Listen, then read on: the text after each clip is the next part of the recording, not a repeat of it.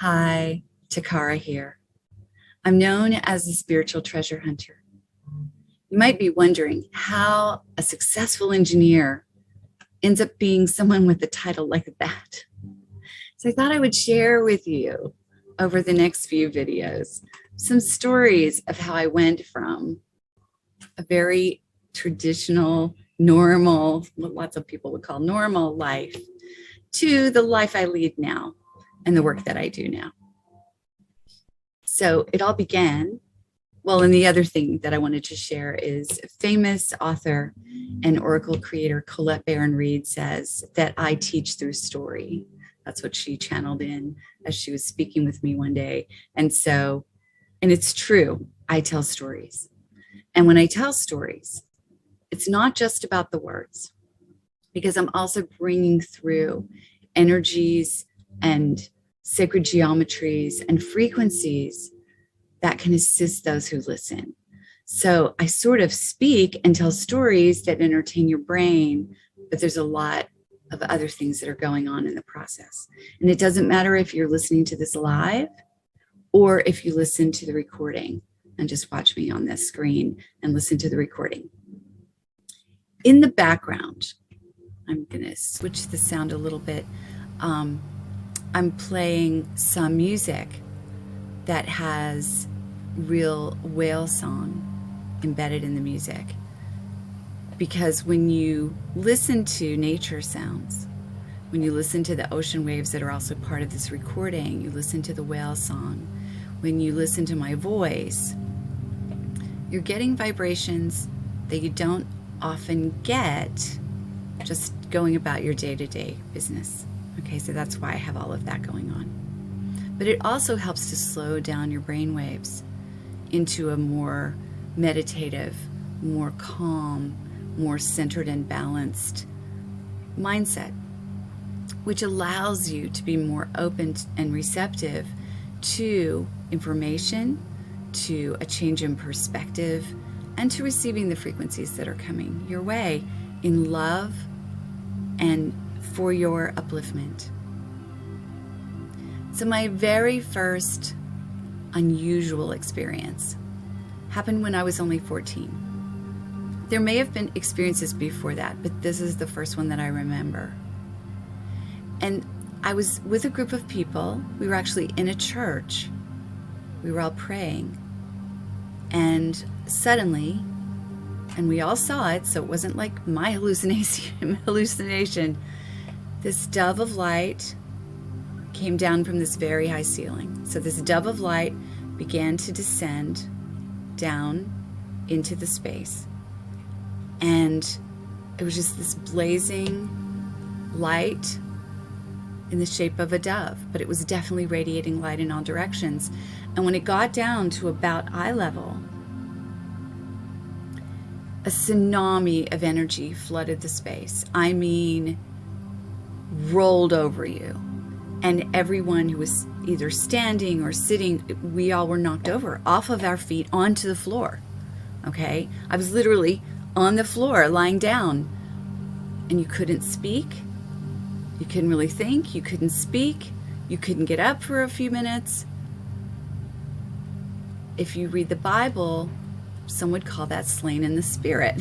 Okay? We were slain in the spirit. Okay? Like literally, the Shekinah, which my Jewish friends can say a lot better than I can, okay? But the holy divine presence of God entered the space in the form of a dove. Now, those of us that are not part of religion call that the goddess, the Holy Spirit. You can call it whatever you want to. It's this divine feminine presence, okay? And it flooded the space, absolutely flooded the space. And just like you can read about, or they talk about, in the blink of an eye, you saw with new eyes and you heard with new ears. And my perspective of everything changed in that moment. Everything. When you're 14, you don't have a frame of reference for anything like this. Even adults, even, people my age now, like I just turned 60. And so people at my age don't have reference for this sort of experience either, right? But it was really a lot for somebody in their teens, early teens. And so this energy came through, perspectives completely changed. You know, 1 minute I thought the world worked like this, and the very next minute I had completely different understanding. And what I realized, what I was shown, experienced personally, is that the divine, God by whatever name, Great Spirit, Allah, Holy Presence, Goddess, whatever you want to call this energy, is impartial. It's completely unconditional love. Okay? There is no judgment. There is no vengeance. There is no, I love these people and I don't love those people. You have to be a certain way in order to please me. There was none of that going on with this presence. So I walked away from the church, as one is prone to do when you see differently, and the teaching that you've been taught your entire life no longer rings true. I could see that it was love, just pure, unbridled, unconditional love. I was enveloped in it, and I wasn't the only one. And the truth is, we're all enveloped in that energy all the time. We just have all these barriers built up, so we can't feel it, we can't experience it, we can't express it, we can't acknowledge it, we don't feel worthy. We're trained from birth to not feel worthy of feeling it, of experiencing it, of having it as who we are and having it in our lives. But the truth is, we are that. We are made from that. That is us, and we are it. And it is us, and it is all of everybody, right? Everything is this frequency. Everything is this love. But humanity, in its fear and its limited thinking and its shoulds and all of that, we've trained ourselves and been led to believe that this divine presence plays favorites, that this divine presence has love and has judgment and has all these other things. It's my experience that that's not true. And so that was my first experience. That was highly unusual. Since that time, you know, at 14 I had this experience. Okay, that was unusual. But there was no frame of reference for that, right? I left the church because I no longer resonated with the teachings, because I felt like I'd been led to believe some things that I no longer believed were true about what God is, basically. But there's nowhere to go, right? I left here, but I had nowhere to go. So I tried to forget. I tried to forget this presence. I tried to forget the feeling. I got lost in the wasteland, as they would say. And so from the time I was, starting at like age 15 till the time I was 33, I just plowed myself into partying, but also into academics, and then into my career, and I became very, very successful at both, at the expense of my stress level. I was very, very, very stressed. And so at the age of 33, I woke up. I had a complete spiritual awakening that happened in a moment of huge duress.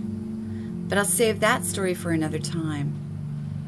But, I tried for years to fit in. I tried to, become the great academic. I tried to become the great engineer. I tried to become the person that fit in and had all these friends and did all these things. But the truth is, it's just not who I was. I was like this, round something, trying to square peg and round hole. Like, that just wasn't working. So I eventually embraced the truth. I'm a unique individual. So are you. We all are. And there are places where we fit. But there are places where we don't. And it's about acknowledging that and being okay with that. So I had to come to terms with who I am, and that this gift, this calling, if you will, that I received when I was 14. And eventually at the age of 33, I heeded the call.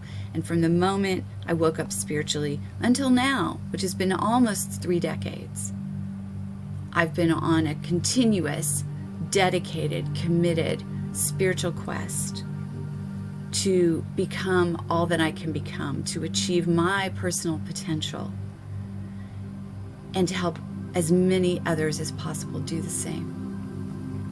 It's what I'm here for, to help so many people remember the truth of who they are and their unique gifts and their passion and their purpose and their joy, and to lift themselves, to lift up into their full potential, physically, personally, in their love life, in their romantic life, in their financial life, in their everyday life, but also in their spiritual aspirations, in raising in vibration, in expanding in consciousness and awareness, in understanding truth, in aligning with the divine and being guided on where to be and what to say and what to do in the moments where that's important.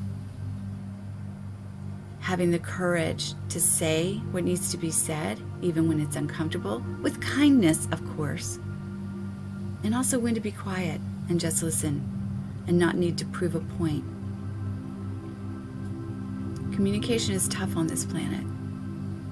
And we're in the middle of Mercury retrograde. That may not be true when you watch this video, but it's true at the moment. And so it's about learning to be gentle with yourself and learning to be gentle with others, and not having such unrealistic expectations of either yourself or other people or situations. I send you many, many blessings. I trust that you feel the frequencies that are coming through this recording, because I certainly am. I'm sort of buzzing from head to toe now that we're near the end. So many blessings to a beautiful day. And until next time, when there'll be another story and another little bit of wisdom. Bye-bye.